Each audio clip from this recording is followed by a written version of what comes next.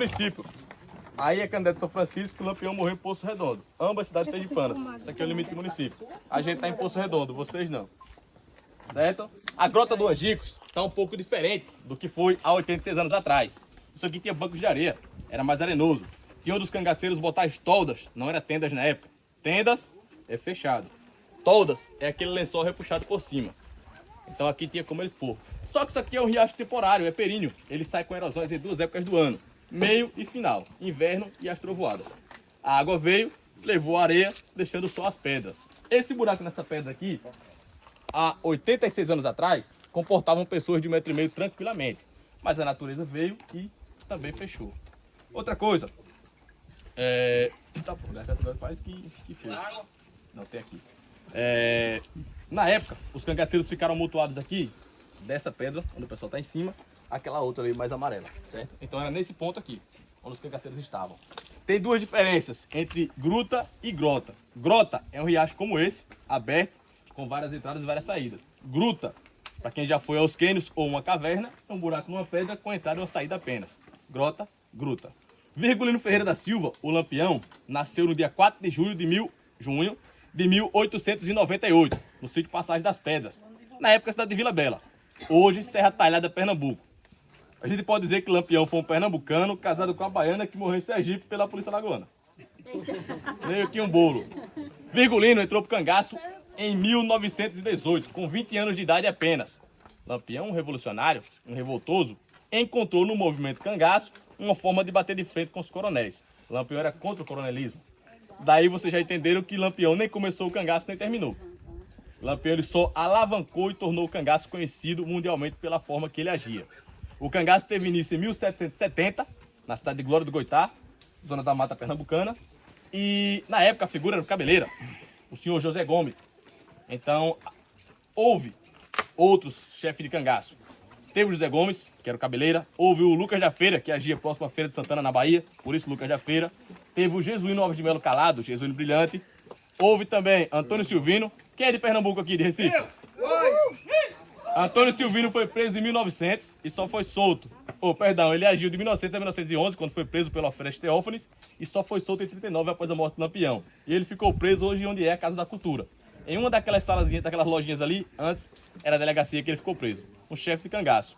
Daí vem senhor Sebastião Pereira, mais conhecido como senhor Pereira, chefe de cangaço e único patrão do Lampião. Daí vem Lampião e o cangaço acaba com a morte do Corisco no dia 25 de maio de 1940, na fazenda Pacheco, em Barra do Mendes, na Bahia. Então o cangaço teve 170 anos de história. Desses 170 anos, Lampião passou 20 anos. Lampião ele consegue ainda arrastar para o cangaço junto com ele dois irmãos. Seriam Livino e Antônio. Então 3 irmãos da família Ferreira participaram do cangaço. A família Ferreira, pai e mãe de Lampião, seria seu José Ferreira, Dona Maria Lopes. E eles arrumam uma briga, um atrito na época, por questões de terras e de animais. Hoje, se eu quiser dividir o meu terreno de vocês, as minhas terras, eu faço um muro, eu ponho uma cerca. Na época não existia isso, era uma pedra. Bota-se uma pedra e diz, daqui pra lá é seu, pra cá é meu. O malandro vai, bota a pedra mais pra lá e diz, meu terreno se expandiu. Como é que vai explicar? Gera-se uma briga, um atrito, e a família Ferreira foi pressionada e teve que fugir de Pernambuco e vir morar aqui no distrito de Santa Cruz do Deserto, em Mata Grande, Alagoas. A polícia, no intuito de pegar esses 3 cangaceiros, eles vão no dia 18 de maio de 1921 e acabam matando o pai de Lampião a facadas. O pai de Lampião pagou pelo que os filhos cometeram. Nisso, a mãe de Lampião tinha morrido no dia 30 de abril do mesmo ano, complicações no coração. Então Lampião, em menos de um mês, perdeu o pai e a mãe. Então Lampião disse, acabou a bondade. Quando ele recebe a notícia da morte dos pais pela forma e motivo, ele diz, a bondade acaba aqui. O pequeno, ele via Lampião como um herói porque tinha em Lampião segurança e vingança. Lampião, quando não dava uma surra no coronel, ele matava. Os pequenos coronéis compravam títulos os pequenos fazendeiros compravam títulos de coronéis para amedrontar, aterrorizar, tomar terra de pequenos. Ele chegava em Lampião e dizia, tomaram minhas terras. Me ajude que eu te ajudo. Você recupera minhas terras, eu viro informante seu. Lampião não queria nem saber da história do coronel. Ou dava-lhe uma surra ou matava. Só que Lampião se contraditou em toda a sua história. Começou como herói, ele entendeu que para durar mais tempo no cangaço tinha que fazer amizade, alianças, coronéis, tenentes, polícia na época, governantes. E no final, ele foi contra o que iniciou. Ao invés de ele ajudar, ele mesmo estava roubando, saqueando, torturando e matando os pequenos. Se tornou bandido. Aí quando se torna bandido tem que ser morto. Lampião, ele faz uma jura. A partir de hoje, após a morte dos pais, vou dedicar minha vida a matar aqueles que causaram a morte dos meus pais, os policiais. Vou matar até morrer. É onde tudo se inicia. Em 1922, o senhor Pereira, né, o chefe do Lampião, pernambucano, lá do Vale do Pajeú, ele sofria de reumatismo, queria se aposentar. Não conseguia levar o cangaço à frente. Para se aposentar tem que ter o substituto. Então ele viu o Lampião, jovem, muito inteligente, porém revoltado. Queria acabar com meia banda do mundo. Então ele passa 30 cangaceiros a Lampião, se aposenta e vai morar no Goiás, onde lá mesmo faleceu. A história do Lampião começa. Eu não sei se vocês vão conseguir ver, identificar, mas atrás dessa rocha aqui, ó, vai ter um cacto cheio de espinhos. A palminha do Quipá. Em uma troca de tiro em 1925 com a volante, a polícia da época, a bala bate na folha do Quipá, resvala e pega no olho direito do Lampião, deixando ele cego. Lampião dizia que só precisava de um olho para tirar. Engraçadinhos vão dizer que ele só tinha um olho e era bom de tiro por conta disso. Ficava mais fácil. Já estava mirando. Em 1928 ele vai conhecer Maria Bonita. Lampião vai até a fazenda Malhada da Caiçara, na cidade de Angiquinho, hoje Paulo Afonso, Bahia, e procura o sapateiro Zé do Neném. Ele diz: Zé, faça para mim alparcatas quadradas. Hoje sandálias de sapatos. Quadrado. Da vez que os cangaceiros passam aqui nessa direção, quando a polícia chega por aqui, não sabe se ele foi para lá ou para cá. Não tem indicativo? Como é que vai encontrar? Mate um bode desse que meu bando está morrendo de fome. Sapateiro com medo, vai lá, mata o bode, prepara. Quem vem servir a buchada? A esposa do sapateiro. É bonito. Maria Gomes de Oliveira, na época, 17 anos de idade, já era casada. 1,5 m de altura, cabelos lisos, olhos verdes claros. Dizia para sua mãe que não simpatizava, ou que não estava feliz naquele casamento, na época os casamentos arranjados pelos pais, e que simpatizava com o movimento cangaço. Ela casou com 14 anos de idade, e o sapateiro era primo dela. Aí ela conhece o Lampião. Virgulino, 1,76 de altura, tornozelo esquerdo quebrado de bala, mancava pro lado esquerdo, cego do olho direito, cabelo batia no ombro, todo trabalhado na brilhantina na época, geofixo ou laque hoje em dia. Deu-lhe uma surra no sapateiro. Ele entendeu por isso, botando a pressão que não dava mais pra ele. Abandonou lá. Foi frouxo. Lampião, ele era marqueteiro de si próprio. Ele mesmo costurava suas roupas. Sua avó ensinou, Dona Jacosa. Ele tinha anéis de ouro por todos os dedos, menos por esse aqui. Precisa explicar por quê? Só bebi o uísque escocês, o Hit Roast, ou o Cavalo Branco. Perfume de Lampião, Le Francês. Francês, viu? Aquele óculos dele, banhado a ouro, veio da Alemanha. Não foi comprovado se ele ganhou ou se ele roubou, mas estava com ele dele. Outro ponto.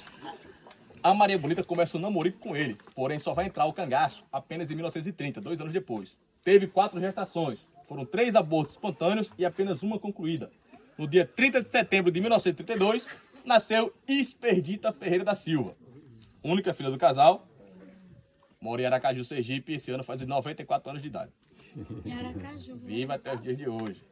Lampião, ele vem parar aqui nesse local por autoconfiança, se sentir em casa. Na época, o Arthur Bernardes, presidente, tinha inventado a lei de divisas, de fronteiras, que dizia o seguinte: estamos em Sergipe, o bandido atravessou o rio e correu para Alagoas, a polícia não pode continuar, tinha que parar. Então o Lampião vivia disso. Andava sempre por fronteiras. Tá aqui, tiroteio, começou a apertar para ele, lá, pro outro lado. Getúlio Vargas deu golpe militar em 1930 e em 1935 ele derrubou essa lei. Aí as coisas começam a apertar para Lampião. Pernambuco, Paraíba, Rio Grande do Norte, Ceará, Alagoas, Bahia, ele era caçado, procurado. Em Sergipe, não. Ele era ajudado.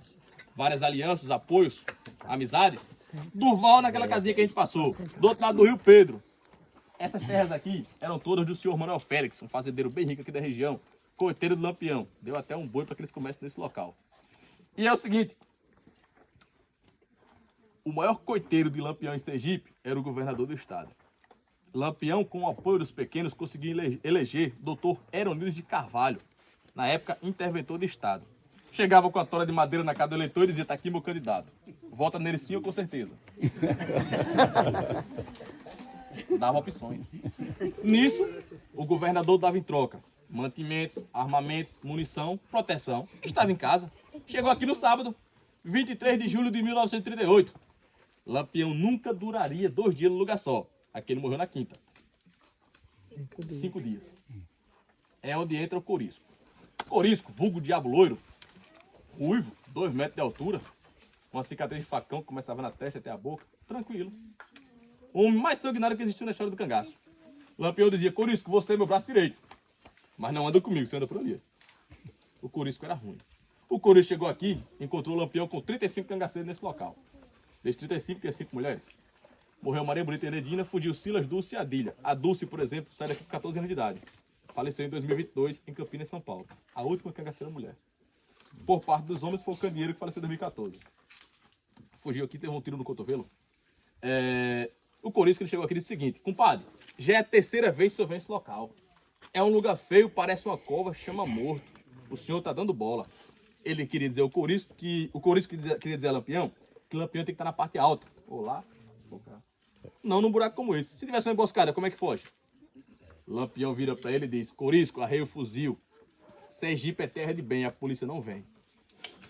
Corisco se recusou a ficar aqui, pegou seus 39 cangaceiros que seguia, atravessou o rio e ficou na cidade de Pão de Açúcar, Alagoas.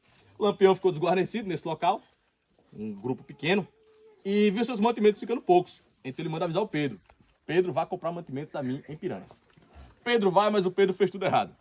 Não era pro Pedro comprar muito no local só, era poucos em vários locais. Pedro chegou no centro histórico e comprou 11 sacas. Café, rapadura, carne de sol, queijo coalho, farinha. Aí chamou a atenção. Joca Bernardes, ele foi o verdadeiro delator da história do cangaço. O Joca, ele era coiteiro do Corisco, não do Lampião. Ele era compadre do Pedro, morava próximos a Entre Montes, onde o Pedro morava. E tinha inveja do Pedro porque o Pedro tinha forte apoio político em Piranhas. Foi até a delegacia e disse, sargento, Pedro tá aí na feira, pessoal, comprando alimentos em grandes quantidades, só que a família do Pedro é pequena, eu conheço. É só ele, a esposa e o recém-nascido. Pra que tanta mercadoria? É pra cangaceiro. Aperte Pedro, que ele vai dizer onde está o Lampião. O sargento vai até lá e vê ele botando as sacas na canoa. A ideia seria, deixa ele levar o mantimento, nós pegamos ele em casa e não tem como ele negar que levou pra cangaceiro. Só que aí resolve contar uma fake news que já existia na época. Vão na feira, tinha muitos coiteiros, e se eles contassem uma mentira, chegaria aos ouvidos de Lampião.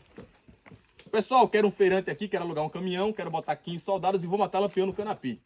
Canapi é uma cidade alagoana, já na divisa com Pernambuco, 115 km. Bota seus oficiais no caminhão e sobe a ladeira. Pedro viu e ouviu aquilo, chegou aqui para entregar o mantimento e disse, Lampião, fique desassossegado. Os homens não vêm, foram matar o senhor em Canapi, não vem mais hoje. Lampião, por autoconfiança, retira os sentinelas, que deixavam no alto das serras, e liberam para que bebam aqui à vontade. Jogassem baralhos, houve uma festa de cangaceiros nesse local. Os oficiais, quando chegaram aqui, eles relataram pós-massacre que dava para ouvir o ronco dos cangaceiros de longe, tudo bêbado aqui. Às 5 da manhã, os policiais, a ideia seria o seguinte, eles se dividir para fechar a grota aqui, onde estamos, em 4 partes. Houve erros e vamos chegar lá. Tenente João Bezerra estava em cima dessas pedras, às 5 da manhã. Na parte de baixo, Honoratinho, Panta de Godói e Abidom. Abidom tinha 14 anos de idade, viu? Recrutados de última hora. Em cima dessas pedras aqui, as tropas do aspirante Francisco Ferreira de Melo, o Chico Ferreira. Essa área aqui, a 4ª parte, seria fechada pelo senhor Aniceto Rodrigues, sargento. Tem algum oficial aqui que eu posso modificar, né? Porque é sempre bom. Tem não, né? Então vamos lá. Na hora dos tiros às 5 da manhã, o Aniceto foi frouxo. Ele dizia o seguinte, a mata fechada e a neblina me atrapalhou e não consegui chegar no ponto marcado. Nem conhecia a região. Aí os oficiais que estavam com ele, frouxo, não teve coragem de enfrentar Lampião, por isso evadiu deixando a 4ª parte aberta. Havia 35 cangaceiros aqui. Dos 35, 23 fugiu por aqui, pela área que ele não fechou. Vale lembrar vocês que aqui os oficiais traziam 3 metralhadoras. A mandos de Getúlio Vargas vieram de Recife para matar Lampião. 2 Bergmann Royal, de origem alemã, utilizada na Primeira Guerra Mundial, .50. Uma Hotchkiss, aquela ainda de manivela. Os policiais apelidavam de beijo quente. Então ficou uma Bergmann e a Hotchkiss aqui e a outra na parte de cima. E aqui começa. Às 5 da manhã, o Lampião está mais ou menos, essa moça de preto está aqui com o celular na mão, naquela região ali. A moça de chapéu também está ali. E ele faz o seguinte, procura o cangaceiro Amoroso. Amoroso, vá buscar água a mim, pro posto Tamanduá. Fica mais abaixo aqui e traga o que eu quero passar um café. Amoroso pega os cantis e desce lá. Só quando ele chegou lá que foi para pegar água, se agachando, o Abidô não conteve a ansiedade de ver um cangaceiro de perto. Era novo. Deu-lhe 2 tiros. O primeiro tiro ele errou, O segundo pegou em cima da alça da cartucheira. Ele caiu no chão, surgiu de morto, na polícia veio, ó. O danado não foi morrer em 75 só. 24 pessoas fugiram daqui com vida. Tudo começa. Lampião tá indo, onde eu falei as moças ali. E ele com o estampido dos tiros na parte de baixo, ele tenta se virar para que possa se armar. Ele é recebido pela chuva de balas que vem a 38 graus nessa direção aqui. Nunca foi comprovado que deu os primeiros tiros em Lampião. Só o último. Lampião levou um tiro na barriga e outro na famosa caixa dos peitos. Cai ali se estribuchando. A Maria Bonita estava em sua tolda. Onde seria? Onde está essa árvore aqui? Entre as duas pedras. Ela tenta fugir, leva um tiro na virilha do lado direito. E aqui nesse ponto, um no ombro esquerdo. Quem veio contar foi quem deu os tiros. Em 96 e em 2006. Panta de Godói, alagoano, lá de Santana de Ipanema. Ele disse o seguinte, sentado nessa pedra onde as moças estão. Ele disse, eu vinha dali de baixo. E aquele nevoeiro, aquela fumaça da pólvora, eu vejo uma pessoa correr. Atirei. Caiu. Quando cheguei aqui era uma mulher. Não dizia coisa com coisa, só gritava. Não me mate, tem uma filha pra criar, e por aí vai. Então ele pega ela pelos cabelos, arrasta até essa pedra onde tá próximo desse rapaz de azul ali. E por ela continuar ainda gritando, o aspirante dá a ordem. Corte a cabeça. Maria Bonita foi degolada ainda viva exatamente nesse local. E ele fala detalhes, tem no YouTube, viu? Com meu facão da marca Jacaré, dei 2 facãozadas, ela não caiu da primeira, só na segunda. A sensação foi a mesma coisa que cortar a cabeça de um bode. De lá ele vem até o local e dá o último tiro em Lampião, o tiro de misericórdia. Aquele que pega da sobrancelha ao olho. O governo da Bahia, junto com Getúlio Vargas, pagava 50 mil contos de réis para quem capturasse Lampião a qualquer modo. Vivo ou morto. Hoje, R$500 mil, nos dias atuais. Então tem que ter uma comprovação que mataram para poder pegar o dinheiro. Mas vejam bem, como é que vamos levar nas costas as 11 pessoas que morreram aqui? Aqui, Lampião, Maria Bonita e os 9 cangaceiros, totalizando 11. Essa homenagem foi posta em 1998 e desde então aberto ao turismo aqui. Antes só os familiares faziam esse percurso. Todo dia 28 de julho, que é a data que Lampião morreu, desde 98. Lampião morreu no dia 28 de julho de 1938, uma quinta-feira às 5 da manhã. E aqui é a homenagem a Adrião Pedro de Souza. Adrião foi o único oficial que morreu no local. Mas se aqui foi não foi um tiroteio, tiroteio é quando ambas as partes atiram. Foi um massacre. Não houve reação por parte dos cangaceiros. Quem foi que matou o policial? Na época, um atrito com o tenente por questões de dinheiro, falava demais, levou os próprios oficiais a matar o Adrião. Adrião morreu com 23 anos de idade, Maria Bonita 27, Lampião 40. Então, se não tem essa trilha, como é que eles iam levar nas costas naquela época? Na parte de baixo eram 3 canoas, não caberiam os 11 corpos, 12 do oficial. Então já tinham cortado a cabeça de Maria Bonita, aqui eles cortam as demais. As cabeças são levadas à cidade de Piranhas e ficaram em exposição de meio-dia até a tarde, na escadaria do Palácio Imperial Dom Pedro II, hoje é a Prefeitura do Centro Histórico. De lá foram levadas de cidade em cidade até a Santa Casa de Misericórdia em Maceió. Lá durou já ia adiantando, 5 dias de exposição. As 9 cabeças foram enterradas no cemitério do Caju e da Piedade em Maceió. Já de Lampião e Maria Bonita foram levadas ao Instituto Nina Rodrigues na Bahia, em Salvador. Lá durou 31 anos de exposição. Não existia formol. Querosene. Apenas em 1969 é que os crânios foram enterrados no cemitério Quinta dos Lázaros, em Salvador. Em 2002, a expedita consegue na justiça para obter os crânios de seus entes queridos. E quando se pergunta nos dias atuais, quando expedita, onde está, como está, queremos ver?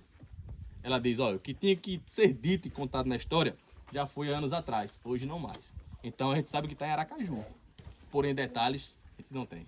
Os corpos ficam aqui amontoados, sem as cabeças, e são 2 vertentes. A primeira é que uma forte chuva 5 dias depois pode ter pego os corpos e jogado ao Rio São Francisco. Ou os cangaceiros que fugiram por aqui retornaram, pegaram os corpos e enterraram nessa região aqui. Nunca foram encontrados e isso é um mistério até os dias de hoje pra gente. Beleza? Eu costumo dizer que por aqui encerra, agradeço a presença de vocês em nome do restaurante Angicos e que daqui pra frente é só pra trás. E eu vou mostrar as marcas de tiros a vocês ali, tá bom?